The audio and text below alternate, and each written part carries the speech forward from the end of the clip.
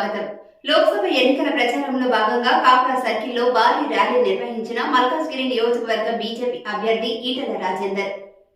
లోక్సభ ఎన్నికల ప్రచారంలో భాగంగా మల్కాజ్గిరి పార్లమెంట్ నియోజకవర్గ బీజేపీ పార్టీ అభ్యర్థి ఈటెల రాజేందర్ కాప్రా సర్కిల్, శ్రీరామ్ నగర్, సాయిరామ్ నగర్, సాయిబాబా నగర్లలో 1000 మంది నాయకులు, కార్యకర్తలతో భారీ ర్యాలీ నిర్వహించారు.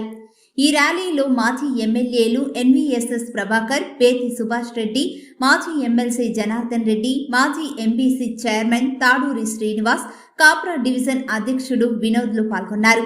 బీజేపీ కమలం గుర్తుకు ఓటు వేసి తనను అత్యధిక మెజారిటీతో గెలిపిస్తే మల్కాజ్గిరి పార్లమెంట్ నియోజకవర్గాన్ని అన్ని రంగాల్లో అభివృద్ధి చేస్తానని హామీ ఇచ్చారు. 3వసారి నరేంద్ర మోడీ ప్రధాని అవుతాడని జోస్యం చెప్పారు. రాబోయే 5 సంవత్సరాలు ఉచితంగా ఒక్కొక్కరికి 5 కిలోల చొప్పున రేషన్ బియ్యం అందిస్తామని బీజేపీ ప్రభుత్వం ప్రకటించిందని తెలిపారు.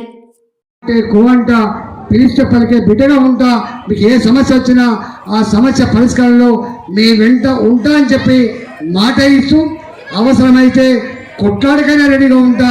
ఇవాళ అవసరమైతే మోడీ గారి దగ్గర దరఖాస్తు ఇచ్చి సమస్య పరిష్కరిస్తా అని చెప్పి మనం చేస్తూ ఇంత గొప్ప